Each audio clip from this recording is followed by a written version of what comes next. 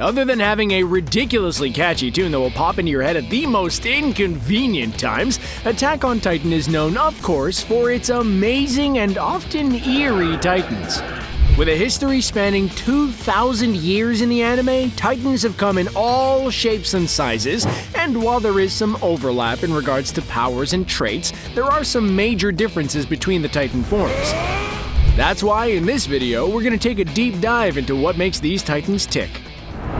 Let's start off with the run-of-the-mill plain Janes of the Titan world, the Pure Titans. The Pure Titans, which are also referred to as Muku no Kyojin, often grow up to 2 to 15 meters in height and are the titans that look the most similar to a typical human, although admittedly a much bigger and much creepier typical human. A majority of these titans we see in both the anime and the manga are the Pure Titans and are basically pretty common.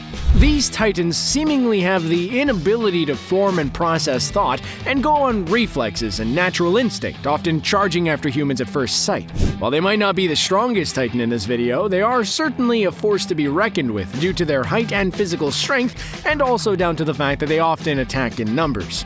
They've also often been used as a key weapon in war ever since they came into existence, with the first being used in this way by Eldia. Although they do have one noticeable weakness, and that is the fact that they can be taken down by a quick slash to the nape of the neck with the typical two-sword attack that is synonymous with the show.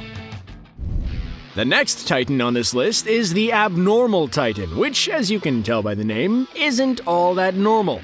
Although in appearance and physicality they are the same as the Pure Titans, they often exhibit bizarre and erratic behavior and also show some levels of intelligence. In fact, instead of just chasing after random humans, they often tend to ignore them and instead attack more strategic locations that will cause more lasting damage.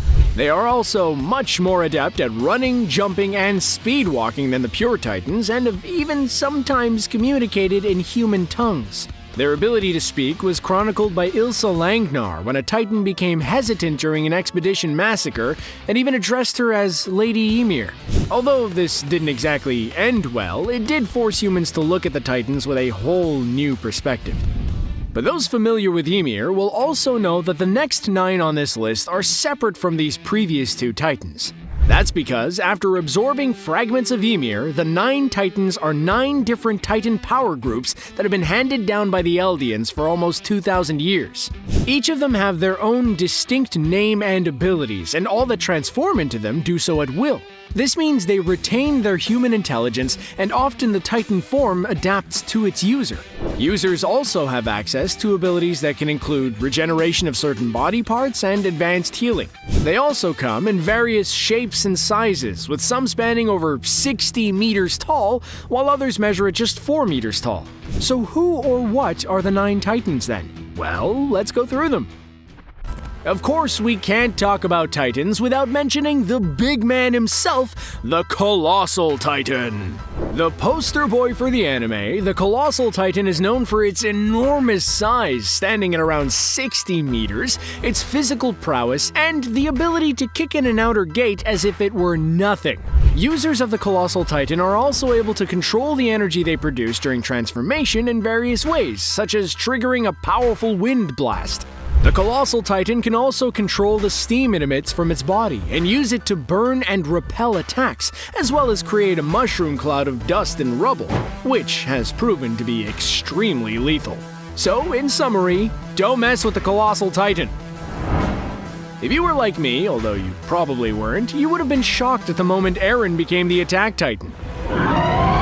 The Attack Titan is known for its muscular physique as well as its height of 15 meters and fleshless jaw. The Attack Titan, as its name suggests, is built for just that, attacking. But one of the most unique aspects of the Attack Titan is the fact that not only does it retain memories from past users, it can basically transcend time and access memories of future users. That's why the Attack Titan has the future as well as the past in mind, although admittedly the picture of the future is often incomplete. Next on the list is the Armored Titan, and there is no guessing as to what this Titan is known for. Standing at around 15 meters, the armored Titan is covered with thick, hardened plates that are able to act as a natural defense to external attacks such as steel blades, cannon hits, and vertical maneuvering equipment. What makes the armored Titan even more formidable, though, is the fact that he can harden his hands and feet to make himself some Wolverine-style claws in the process.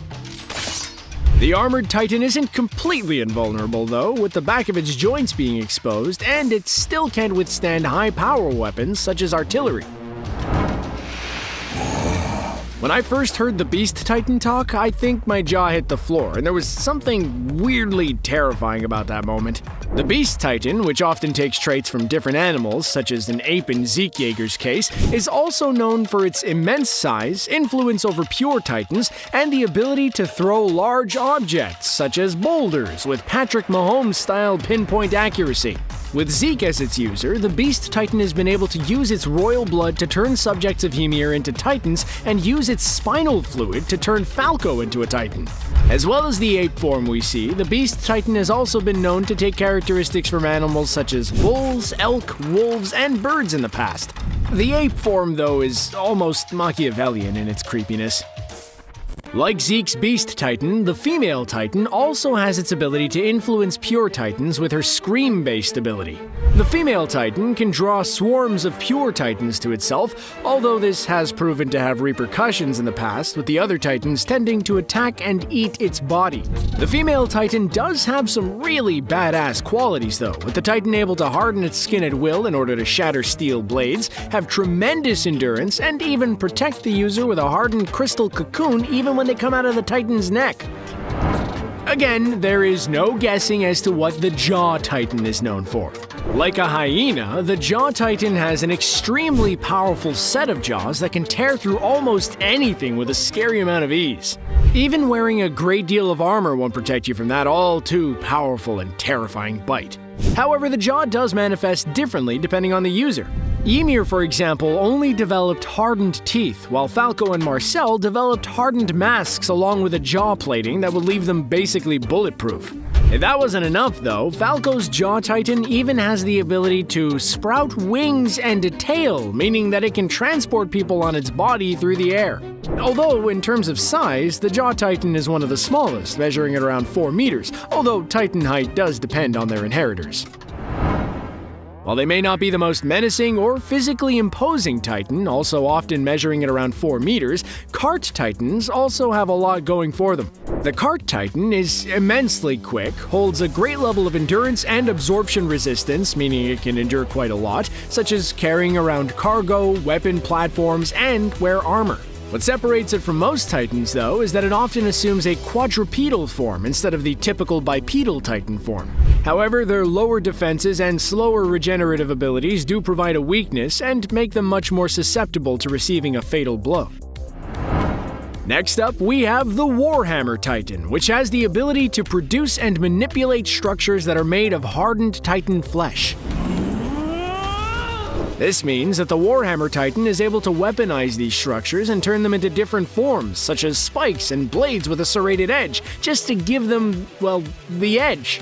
However, constantly using this power can be dangerous, as it can deplete the stamina of its user, so it is advised to use this ability in moderation. But one major difference between the Warhammer Titan and the rest of the 9 is the fact that it can remove its control center from the nape of its neck and instead bind the Titan and the user by a long cable of flesh, giving it an extra level of uniqueness that none of the other Titans have. And last but certainly not least, we have, of course, the Founding Titan. The Founding Titan, which is also known as the Progenitor Titan and the Coordinate, is the first of all of the Titans to have the ability to control and create others, as well as modify the memories and bodies of the subjects of Ymir. Historically, the Founding Titan can only be harnessed by members of the royal family, although this all changed when it came under the control of Eren. When it comes to power, the Founding Titan is pretty stacked, with it possessing the ability to create and control Titans, something Eren discovers rather unwittingly, as well as memory alterations and the ability to communicate telepathically. Surprisingly, though, it's not as big as you might think, often standing at around 13 meters, but it does have the capability to grow even bigger, assuming the user is able to harness its full abilities. So which is your favorite Titan? Mine has to be the Colossal Titan because that guy is terrifying, but in a cool way. Also, if I could grow 60 feet and could smash down gates with ease, I would head straight to Marvel to make sure they bring back Daredevil!